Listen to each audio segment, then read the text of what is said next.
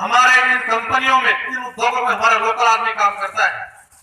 मेरे पास सारी कंपनियों का डेटा था, किसी भी कंपनी में 2.5% आदमी से हमारे यहाँ का आदमी फालतू काम नहीं करता है, और वो 2.5% भी ठेकेदारी पे, कंपनी रूल में हमारा आदमी नहीं है।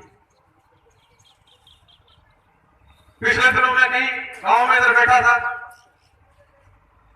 तो कहने के साथ देखो हमारे घर में तो सिर्फ 2 बल्ब जलते हैं, एक पंखा इसके तार हटा हुआ है। हमने धर्मपाल जी को, विधायक जी को वोट नहीं दिया, तो हमारे यहाँ 50,000 रुपए की रसीद काट के भेज दी। अब क्या करें इसका?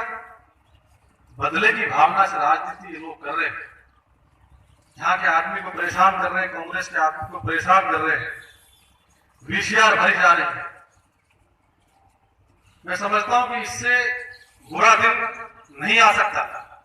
आपको हम सबको समझना पड़ेगा, आपको हमको एक निर्णय करना पड़ेगा कि अब आगे निकट भविष्य में क्या करना है।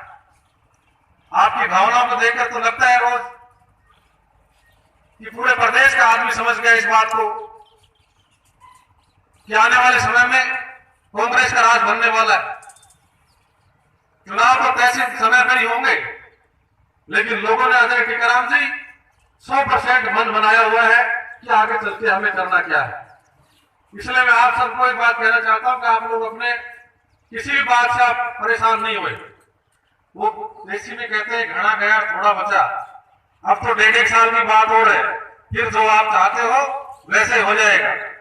नोटबंदी करके किसको फायदा हुआ और किसको नुकसान हुआ, ये आप हम सब लोगों ने कहीं बैठ करके सोचा?